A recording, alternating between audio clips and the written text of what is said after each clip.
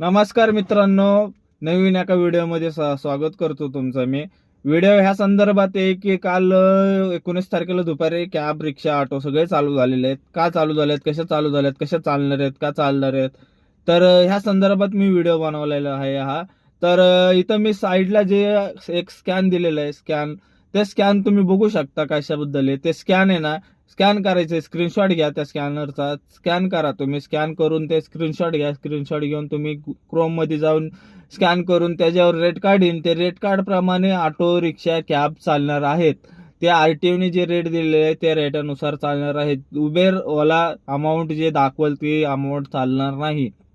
फक्त तुम्हाला ग्राहकांना रिक्षा, कॅब तुमच्यापर्यंत पोहोचवणार आहेत आणि रिक्षा, कॅबवाल्यांना ग्राहक त्यांच्यापर्यंत पोहोचवणार आहेत, तेवढं काम करणार आहेत.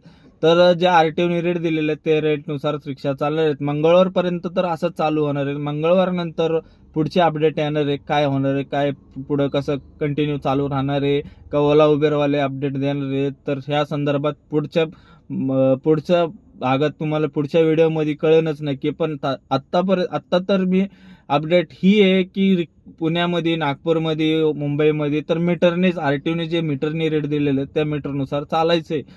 आणि ह्याची दक्षता ग्राहकांना पण खूप प्रॉफिट, फायदा आहे ह्याच्यामध्ये, कॅबवाल्यांना पण फायदा आहे. तर सर्वांनी ह्याची नोंद घ्या. आणि मी फुल व्हिडिओ अपलोड केलेला आहे यूट्यूब चॅनलला, तर नक्की जाऊन